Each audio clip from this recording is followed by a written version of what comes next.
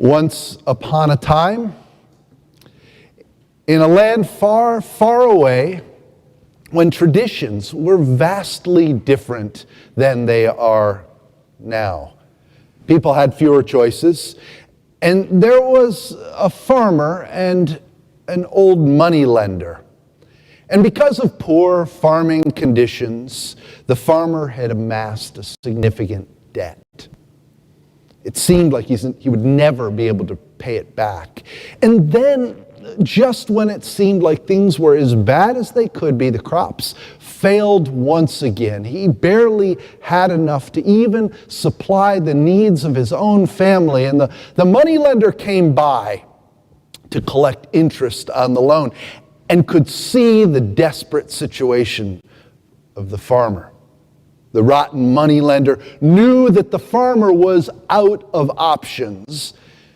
And he saw, as he was talking to the farmer, one of this farmer's unmarried daughters and said, "I'll tell you what, I'll give you the chance to erase your debt completely." Well, the farmer was back on his heels at this point and interested to hear what the moneylender might say. And the moneylender smiled a lecherous grin and said, "I'm going to put 2 pebbles from the path into this little bag that he took out. And then let your daughter draw one of the pebbles out. I'll put a black one and a white one in the bag. And if she draws out the white pebble, I will forgive your debt completely. But if she draws out the black pebble, I'll still forgive your debt, but I get to marry your daughter."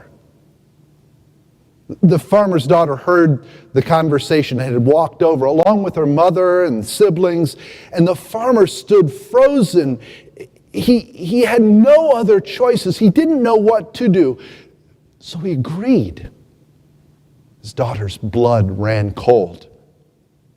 And she noticed as her mother and the siblings kind of looked at one another and looked back at the farmer, that the moneylender reached down and picked up 2 black pebbles and put them in the sack. Nobody else saw this. And then he turned to her and smiled again and held the pouch out and said, "Pick your future."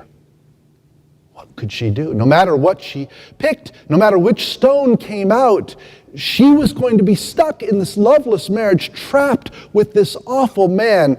Her father's eyes teared up, and his downtrodden face seemed to say, I'm so sorry that we're in this situation. She reached in the bag and she felt each of the stones, and then she pulled one out and it slipped from her fingers onto the stony path, and she said, "Oh, silly me, I've dropped the stone.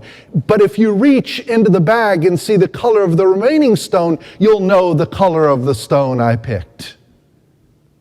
The moneylender dumped the black stone into his hand, and her father said, "You picked the white stone," and everybody cheered. "My debt is forgiven, and you are still free." Her cleverness overcame the deceptiveness of the moneylender. He knew the remaining black pebble indicated to everyone that she must have picked a white one, and if he said otherwise, he'd be admitting his lie. He turned and walked away. Of course, we don't live in a time of arranged marriages, and people have agency and get to make their own choices. And this story has a number of different versions from all around the world. I've seen iterations from the East, the Far East, and some from different European traditions. One person holds all the cards, and the other characters have no choices. It's always a story of great power disparity. And an unfortunate or unthinkable outcome seems to be the only possibility. But that's the thing with possibilities. They're the things that may happen. They're not the things that will happen. They're the future events that may possibly be the case. Possibilities are not certainties. And sometimes it's easy to look at our own lives, our own situation, or something that's happening right now and mistake a possibility for a certainty. In Isaiah, we read about this hope for the future. The people who walked in darkness have seen a great light. Embracing possibilities isn't some Pollyanna view of the world. It isn't this cockeyed optimist going around saying everything's going to be all right.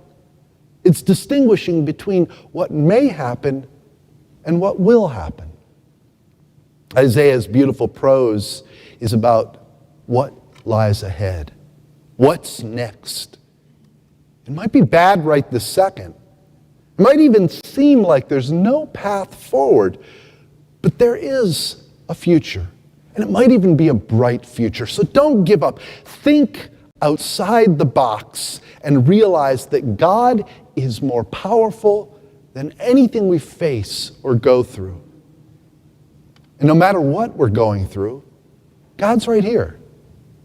God is in this moment, in this place, in your life, in my life. Isaiah writes to the people about their current situation and the role God plays in that situation. These verses, especially verse 1, are variously translated. And if you have your own Bible with you or look at it later on in a few different translations, you'll see some distinctions. And the NRSV isn't actually a great translation of this passage, but the point still kind of seeps through the clunkiness in trying to put the Hebrew into English. This passage is difficult to pin to one historic event. And despite the historical critical challenges, we can say that Isaiah 9 is about our relationship with God and the way we understand God. The world of Isaiah in about the 7th or 8th century before the time of Christ was tumultuous. And the Israelites were under constant threat. There's some clues, somewhat tenuous, connecting this passage with the Assyrian exile. But more than trying to tie this reading to a particular time and place, we can read it as a message about people and their future. In the fairy tale I shared, it could be about a young woman and an unthinkable marriage. But what is the future that we encounter? What is the future that we wrestle with today? What is it that we brought with us when we came into this space this morning? What did we carry? Are there big things weighing you down? Are you wrestling with some of the problems of our world, like humanity facing the existential crisis of climate change or the pervasiveness of gun violence? Even close to home, nothing happened, no mass shooting this week, or that I know of. But this past Monday, it was brought to the fore again. This tension about guns and those who want to be able to carry them and those who want safety. Or are you worried about authoritarianism threatening democracy? Or is it even closer to home? Selfishness, self-centeredness, a lack of kindness, all of those things that undermine relationships, friendships, and those things that are right around us. Or is it uncertainty? See, the future can hold any number of things that we carry and wrestle with. Do we worry about school or family or health, our own health, or watching a loved one struggle? The Assyrian exile might sound like something far away. It might leave us even a little bit cold. That doesn't, the Assyrian exile, that doesn't resonate with me today. And when we read a few verses on, we come to Isaiah 9:6. If we go just beyond where our reading ended, and we see, "For unto us a child is born," and suddenly we say, yes, that's right. This passage is all about Christmas, isn't it? I think Handel set it to music. But for the people who were struggling, for Isaiah's audience, it was something much closer to home. It wasn't any of the concerns or worries that I mentioned. It was maybe the Assyrians. And so when they hear, "For unto us a child is born," their interpretation is most likely the birth of King Hezekiah or maybe Josiah. And we might say, well, how does this relate to us? It's not that we are the center of our own world, but the Assyrian exile and the birth of King Hezekiah don't matter to our lives. The reason this can speak to us today is because these are words of hope. These aren't words that are limited to a specific time and place. They didn't end with the ancient Israelites. Isaiah gives this message of hope. There shall be no more gloom for her who was in anguish.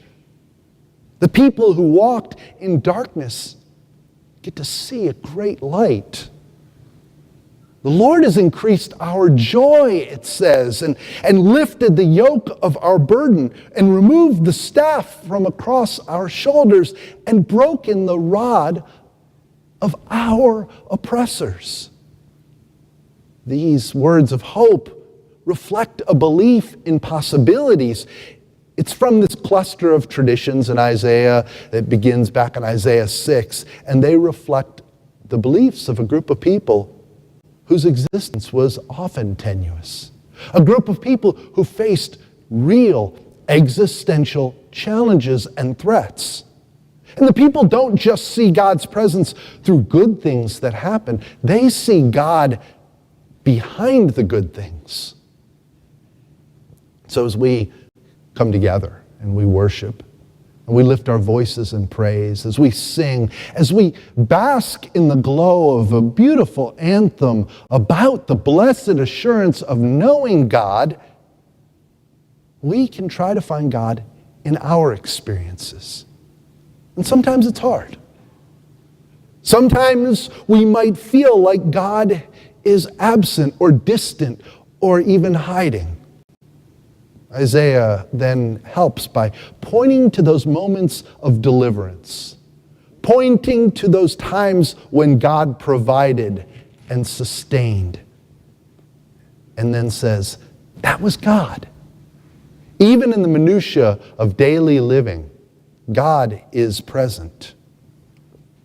Today, many people face difficult situations, and we can feel, in some ways, maybe like that young woman in the parable that I shared, who saw the two pebbles of the same color and thought, no matter what happens, this is not going to end well. But never underestimate the cleverness of the God who created you, walks with you, and is present at each and every moment of your life and each day.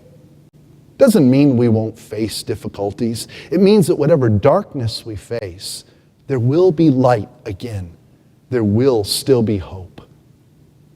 God is present right now in this place with us and loves you very, very much.